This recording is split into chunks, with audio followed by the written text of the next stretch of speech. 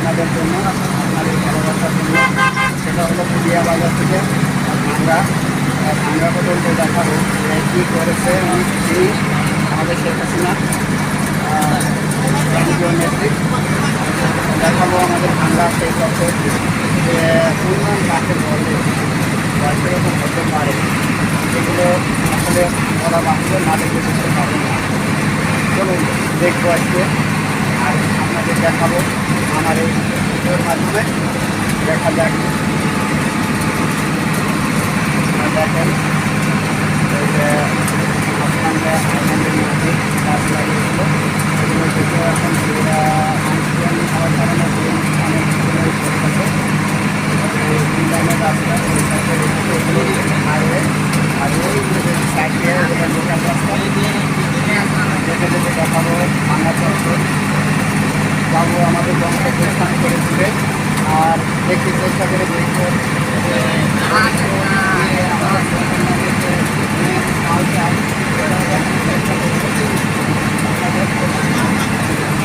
আমাদের নেদারল্যান্ডের যে সার্ভিসটা আসলে খুবই ভালো লাগে।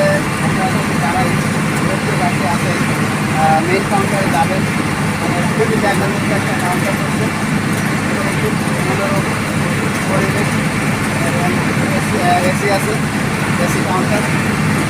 সেখানে খুবই ভালো লাগে। আর আপনার কিছু ভালো দেখি, আশা করে গোল্ডেন লাইনে যাতায়াত যারাই করেন এই ধরনের সিজনে 450 টাকা মাত্র আপনারা এই গোল্ডেন লাইন বাসে আসতে পারবেন।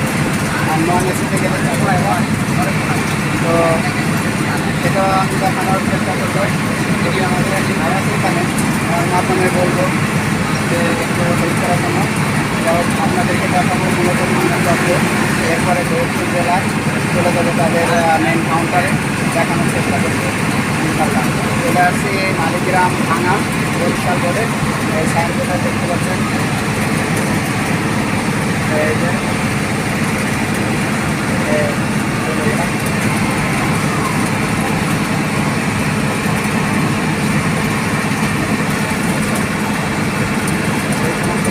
দেখা আছে, কোথায় যাবেন, কোথায় গন্তব্য করবেন, এরকম লেখা আছে। এখানে রাস্তা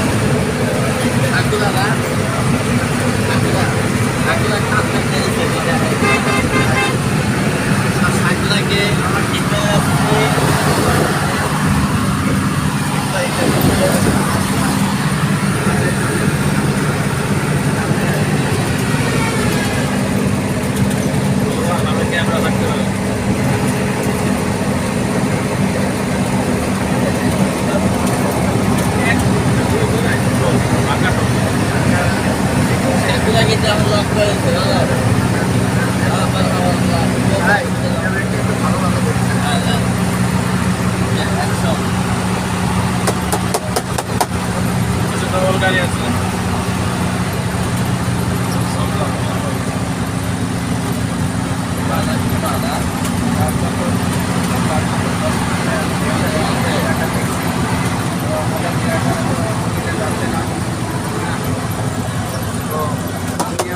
এটাই এমনই, মানে অত গতির দরকার নাই আমার, চাইতেছে তারা ওভারটেক করে যাক।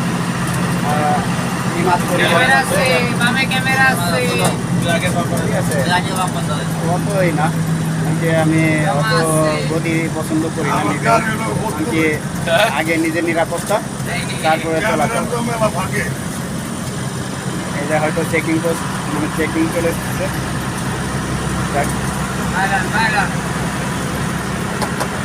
আস্তে আস্তে ঘুরে ঘুরে দেখাবো আসলে আমাদের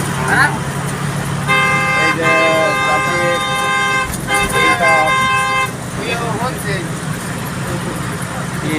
বিলবোর্ডটা দেখতে পাইনি। জাতির পিতা হযরত আদম আলাইহিস সালাম মহাসড়ক, এটা নতুন করে নামকরণ করা হয়েছে।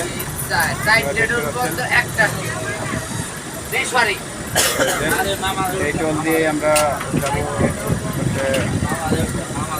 ভাঙা। বাসের মধ্যে বসে ভিডিও করার কারণে হয়তো একটু কাঁপাকাঁপি করতেছে। আমি একটু আমার উস্তাদের সাথে যে গোল্ডেন লাইন চালাইতেছে ওনার সাথে একটু সাক্ষাৎ নিব। আচ্ছা, আমি জিজ্ঞেস করবো এই রোডে, এই ভাঙ্গা রোডে গাড়ি চালায় আপনি কেমন কি শান্তি পান মনে থেকে? আমাদের ফরিদপুর থেকে ভাঙা পর্যন্ত রাস্তা খুব খারাপ, এক্সপ্রেস রোডে গাড়ি যাবে আলাদা একটা খারাপ। আর একটু বলেন। রোডে গাড়ি চালায় খুব শান্তি। আমাদের ফরিদপুর থেকে ভাঙা পর্যন্ত রাস্তা তো অনেক খারাপ, এই জন্য খুব কষ্ট হয়। রাস্তা তো বেশি গাড়ি চালায় অনেকটাই গাড়ি ডিফারেন্স কম, জঞ্জাট নাই, জঞ্জাট নাই, ওয়ান লাইন রাস্তা আলাদা খারাপ।